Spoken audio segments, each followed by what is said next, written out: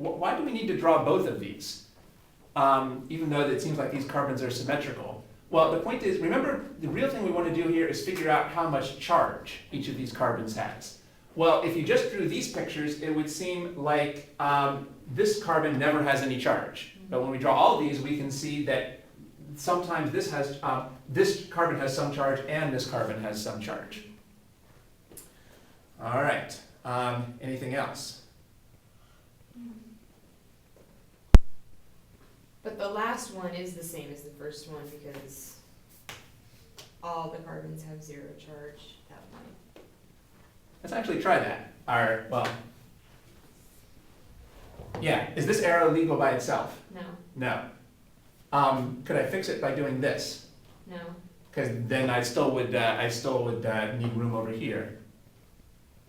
But I could do, say, this, right? Yeah. Let's actually draw that. Let's draw what we get there.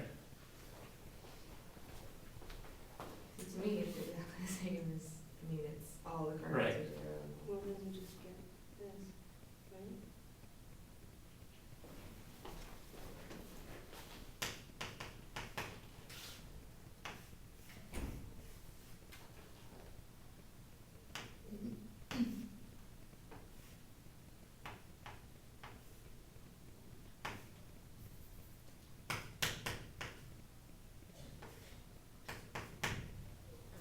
All right, now I think what you guys were saying is that this is the same as this. But they're not the same, are they? For example, in this picture, the double bond is on the left, and here the double bond is on the right. So these are actually two different resonance structures. So if you had to draw all the resonance structures, you'd actually want to draw both of these. Okay. So we really did get one more resonance structure here. Well, why does that matter? Now remember, I don't know if you remember from last semester, resonance does not mean that we're moving back and forth between these pictures. There's only one true picture, which is a blend, a weighted average of all these pictures. So what type of bond do we have here? Well, it's a blend of a single and a double bond. And if I didn't draw this resonance structure, you couldn't see that it has double bond character. Okay. So it really is important to draw this to see that this is not just a single bond character, it's a blend of single and double. For example, how strong is this bond? Well, it's intermediate between the strength of a single and a double bond. It's a blend. Again, it's not sometimes a double and sometimes a single. It's just one thing which we can't draw, which is a blend of all these pictures. Are you guys using these arrows? Remember, these are resonance arrows, not reaction arrows. How do we know that this is resonance and not a reaction? Resonance is when you're only moving lone pairs and pi bonds in a single atom. Resonance is when you're only moving lone pairs and pi bonds in a single molecule. We're only moving lone pairs and pi bonds in a single molecule here. So this is resonance. If we were working with sigma bonds or with multiple molecules, then it would be a reaction. If we're working with sigma bonds or multiple molecules, that's a reaction. But only moving lone pairs and pi bonds in a single molecule is always resonance. So we would use, this would be a reaction arrow, but we're not using that here, we're using resonance. But like I said, this is not a very good symbol because it makes it seem like we're moving back and forth between these two things. A better symbol might be almost this, to show that these are really just two different pictures of the same thing. But unfortunately, that's not what developed.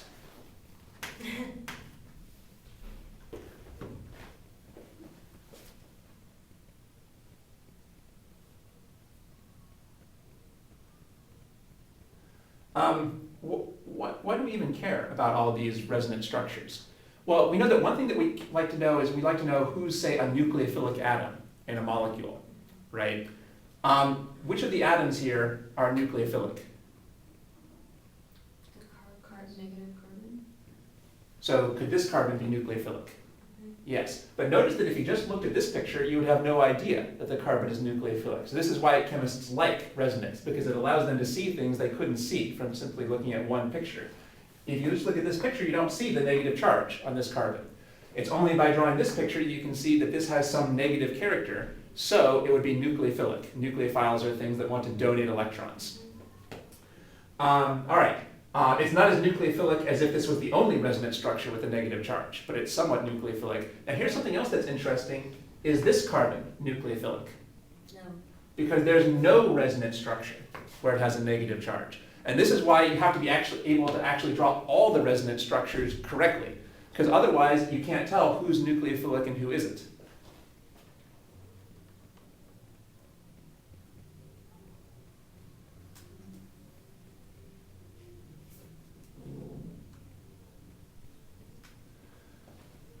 So this carbon is nucleophilic because of this resonance structure. This carbon is not nucleophilic. Is this carbon nucleophilic? No. Oh, is it?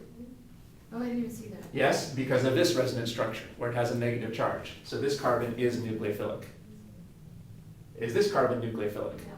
Because there's no resonance structure where it's got a negative charge. Is this carbon nucleophilic? Yes, because of this resonance structure. So this is why instructors ask you to draw all resonance structures, because otherwise you can't tell who's nucleophilic and who isn't.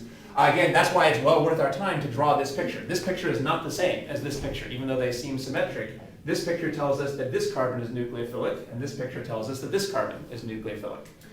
All right, very good. We already know that the oxygen is somewhat nucleophilic because it's got a lone pair. By the way, is this oxygen more or less nucleophilic than other oxygens with lone pairs? For example, who's more nucleophilic? This oxygen or this oxygen? The one on top, Why? because of resonance. Well, let's think about that. Oh, it's not true? This has a resonance structure where this has a positive charge. Yeah. Does this make this more nucleophilic No, or more? less. Yes.